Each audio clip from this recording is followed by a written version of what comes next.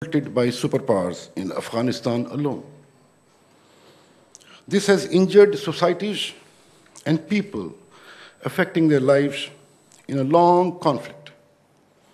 There are countries and disputed areas where children have seen nothing for generations but the war. As if war between India and Pakistan, lingering disputes, and active insurgencies within member states were not enough, that the new scourge of terrorism has confronted us by holding us from our throat and affecting our lives in our very own streets.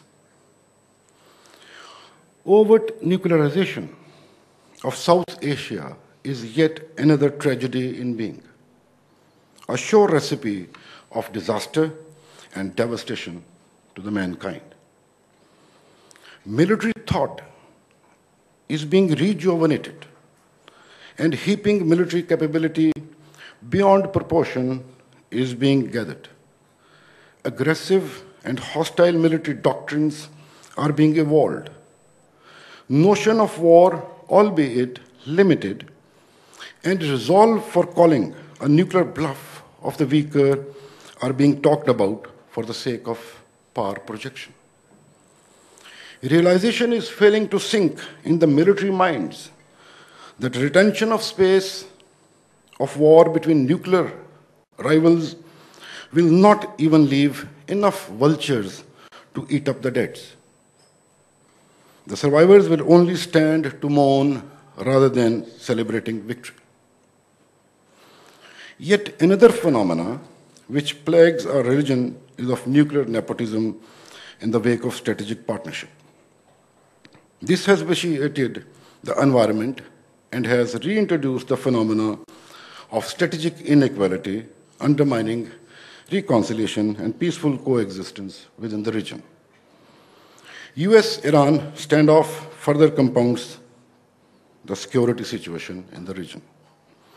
To top it all, unfortunately, the conflict in the region is being managed with such an outrageous vengeance that it is being perceived as a religious and ideological confrontation on the multiple fronts.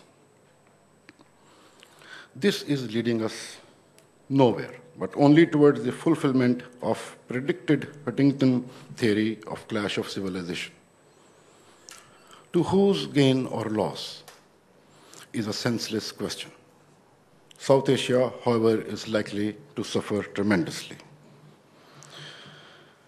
Regional situation hence being volatile, unpredictable, and complex with wide-ranging security and adverse economic implications make smaller states even more uncomfortable, vulnerable to breeding insecurities, which are in fact our genuine concerns. All these conflicts, violence, and more so, preparation for violence are occurring in South Asia, despite the fact that the Gandhian principles of non-violence originated from this region.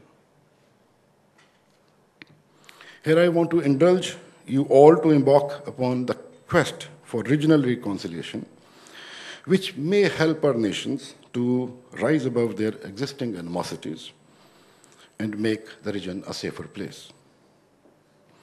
And here, may I quote the successful example of European Union for us to ponder about. Was the animosity among the European nations any lesser? The answer is no. They had bled at least their last 10 generations in costly regional, ethno-religious, and national wars.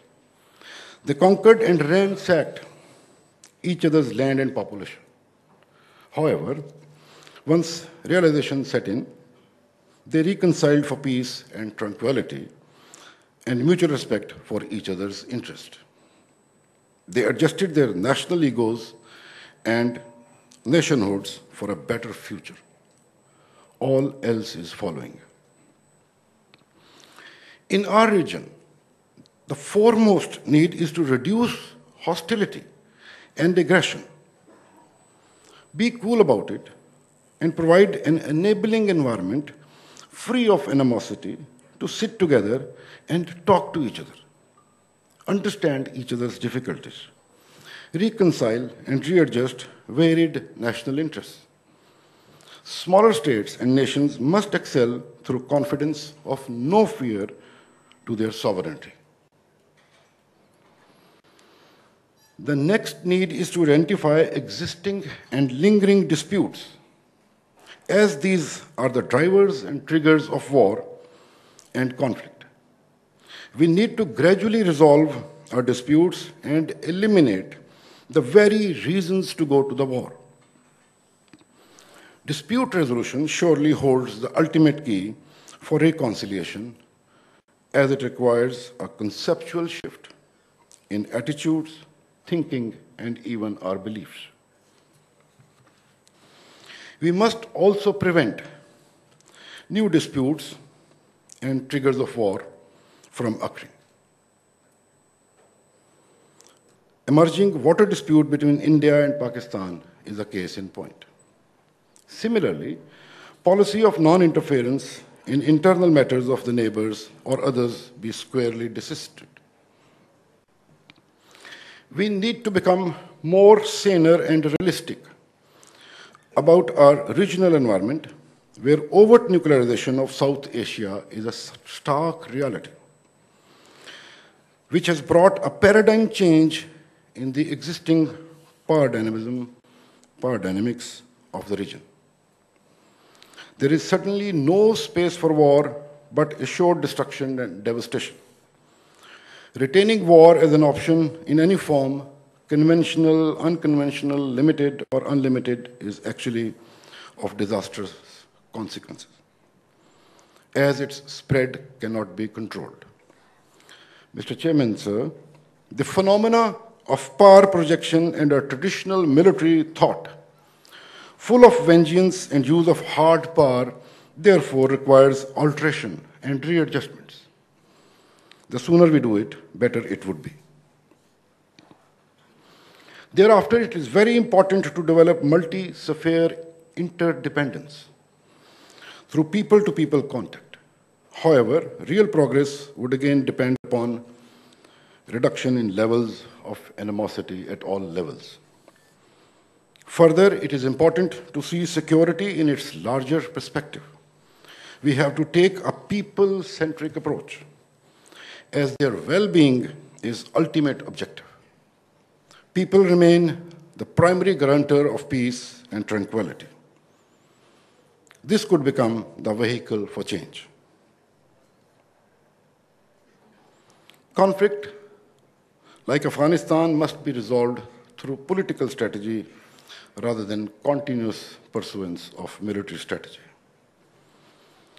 We need to take into account religious and ethnic considerations, human values unique to each region, faith-based tools, non-violence, compassion, acceptance of difference, and sincerity in reconciliation with the conflicted groups.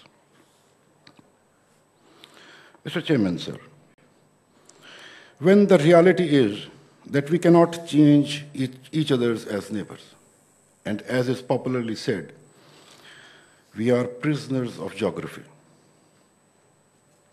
then it is time now to accept each other and make a new beginning, sowing seeds of friendship and prosperity. Time for healing the wound is here.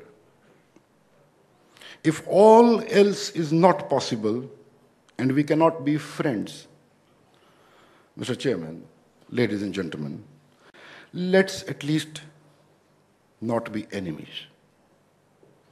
This is the minimum which we all owe to our future generations.